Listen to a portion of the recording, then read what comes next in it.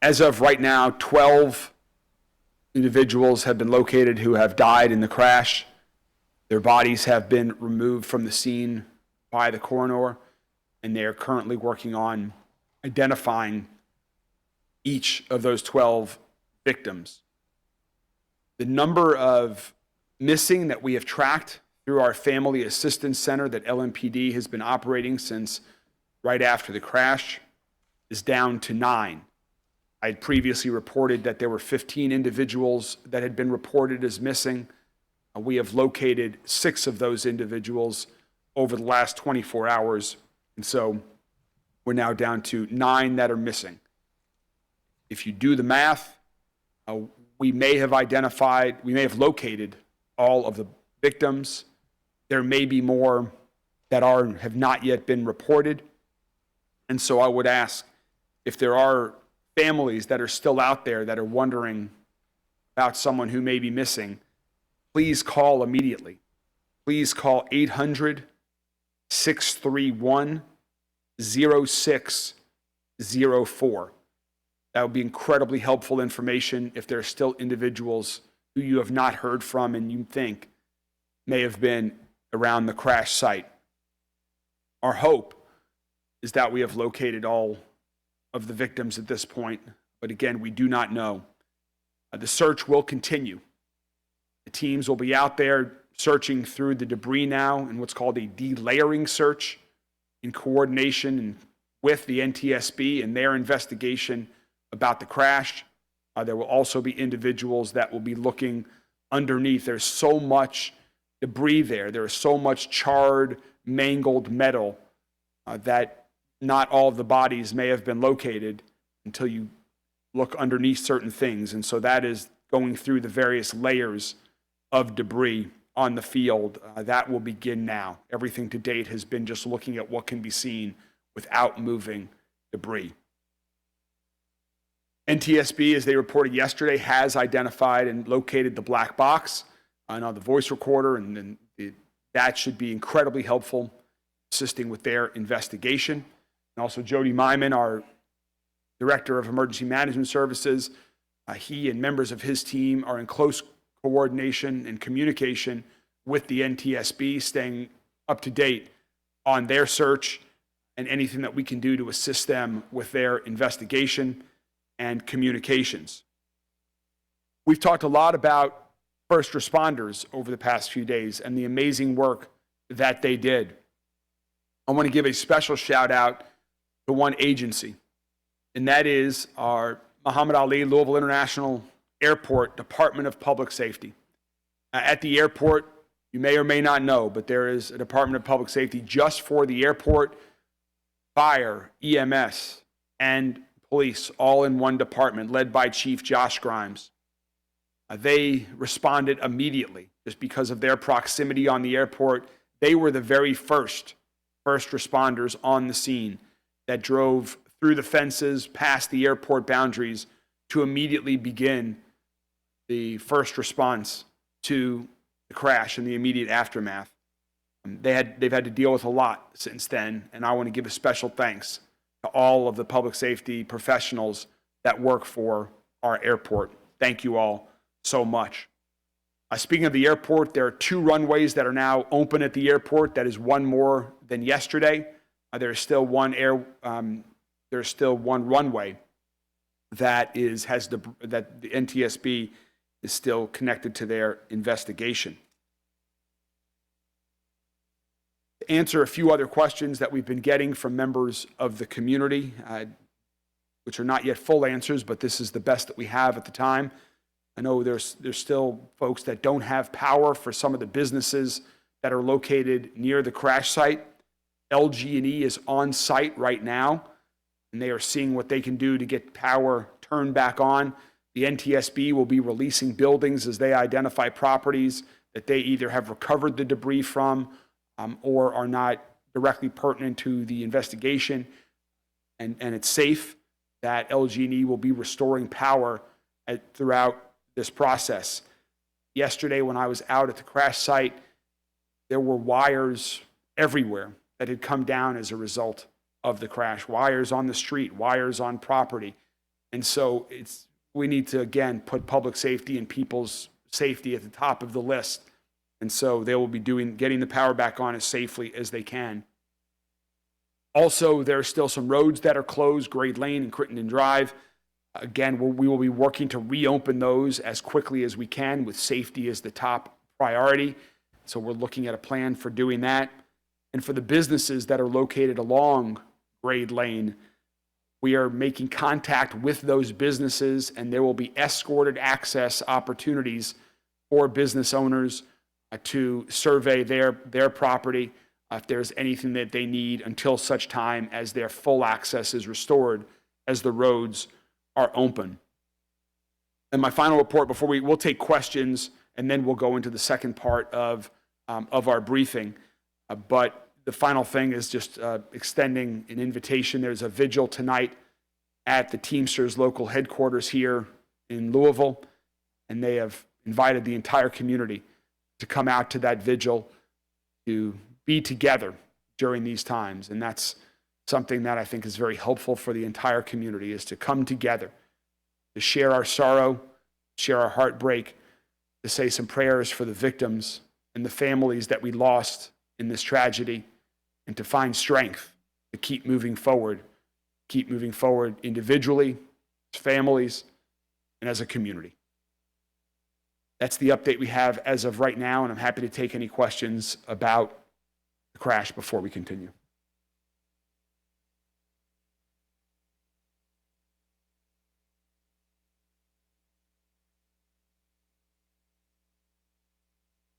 The question was, what have I learned about the maintenance records for this plane?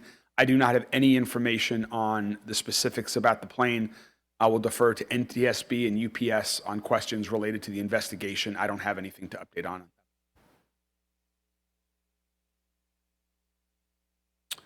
So the question is, were there people in jump seats? Again, I will defer to UPS on exactly where that is. The information that I have is that there were 3 individuals that were all part of the crew on the plane. That is the extent of my information. I don't know where on the plane they were sitting or what they were doing at the time of the crash.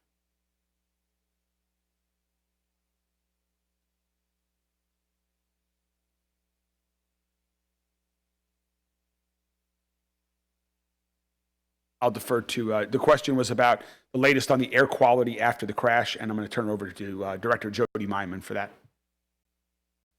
Yes, we were able very quickly deploy air monitors right after the crash, and then the 41st Civil Support Team from the National Guard came in and took over air monitoring for us, and they not only air monitored around the area, but we gave them several intersections for, going north where the plume was, all the way towards the river, and they were not getting any significant air monitoring readings for any health hazards all the way to the river, and that's why through the night we were able to significantly reduce that shelter-in-place area now to what it is. It's just a quarter of a mile, which really only encompasses the site. We're still continuing air monitoring around the area. It's been a subcontractor coming in, so we've released the 41st Civil Support Team, and now we've got a contractor on site that's doing real-time air monitoring 24/7.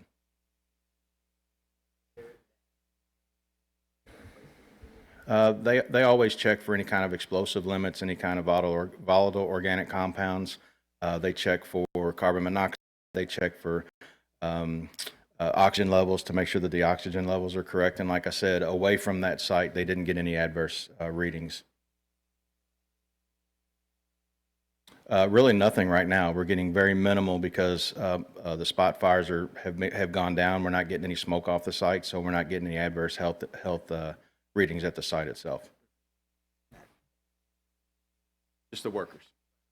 There are also, just to clarify, within that radius that Jody just mentioned, there are very few, if any, individuals that they're beyond the people who are working at the site.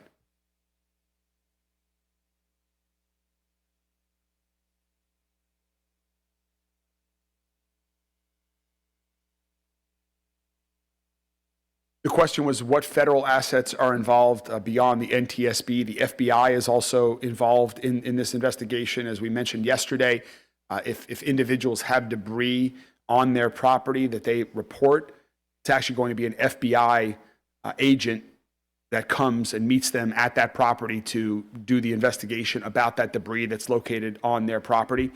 We've been in touch, all of the congressional delegations, Congressman McGarvey, Senator Paul, Senator McConnell, Senator Paul, Congressman Guthrie, they've all been in contact with us.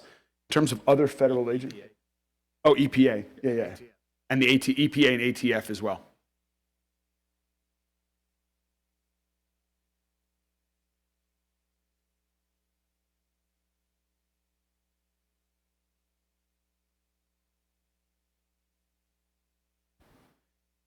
They can report that, whether that's useful to the investigation or not. I defer that to the NTSB as to what is important for their investigation. I think they're mostly focused on actually parts of the plane, but knowing, my guess is they will want to know where other things happened. I've heard those same reports about things that might have been some mail that might have been on the plane and how far it traveled. It's mind-blowing to hear some of those stories. Yes.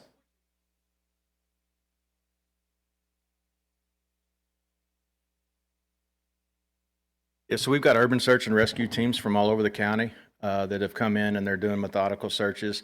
And then again, if they find something that they need to get into, they've got to coordinate with the NTSB to make sure that it's not any kind of aircraft component or anything. And if it is, they have to be approved to be able to move that around. So we've got local urban search and rescue teams from around the county that are working through that. Until we can completely confirm that we've got all the victims located. Yeah, many of those members on that urban search and rescue team are members of the various fire departments, including Louisville Fire Department. Chief Brian O'Neill is with us here today as well.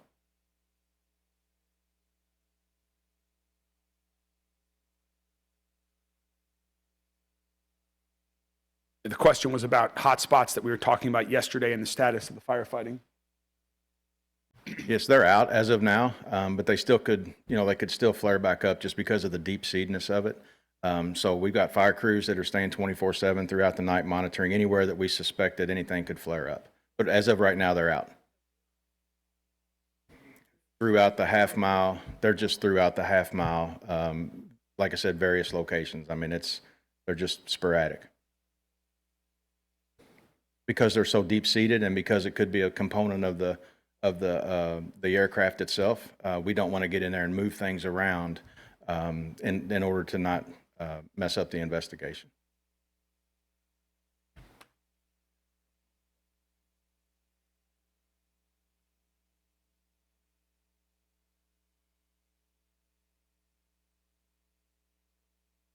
I believe the question was about the 9 who I said are still unaccounted for. Those are all individuals that were presumed to be in that area at the time of the crash. Cadaver dogs are not being used right now.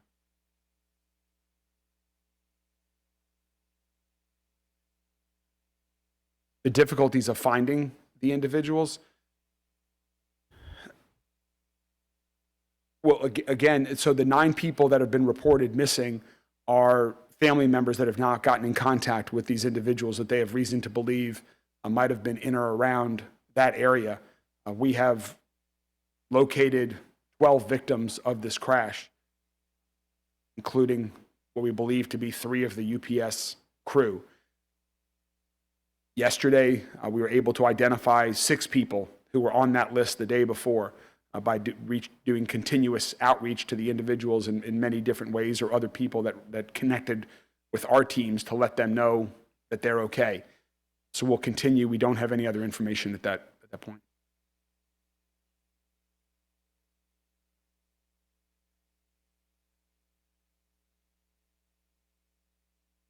So now the family assistant, the question was about the movement of the family assistance center. We wanted to have a central, well-known location and we were trying to identify who may be missing, that people could easily get to, and that would be heavily publicized to get that information in the hours after the crash. And now that we believe we have identified the individuals who are still being missing, we're looking for privacy for the family to continue to support the families that are searching for answers, that are grieving, and we want to be there to be able to continue to support them in a private setting. And so that's why we're asking people, if there are still individuals who are missing, please call 1-800-631-0604. Yes, sir. I was.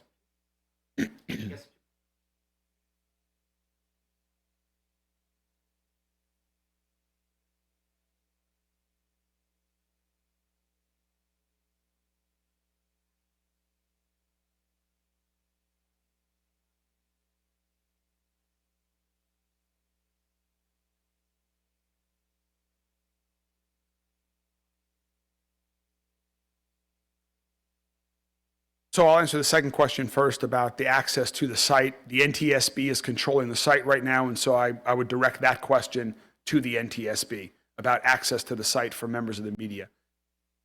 In terms of what I saw yesterday, it was tragic, it was horrific. It was, you hear people say, oh, you only see that in the movies. This was worse than the movies. Half a mile long, standing there where you could just see the destruction, the charred, mangled metal. In some cases, at that point, there were still some smoke rising from piles of debris. Saw first responders that were still working intensely, most of whom had just gotten to the scene, some of whom, though, had been there since the night before, that were still working, doing whatever it takes to identify victims, to make sure we could get back safely as a community. Their heroism is unmatched. You see that in times of tragedies like this, but I know from the work that I'm doing right now that it's happening every day in ways large and small across our entire city, across our entire country.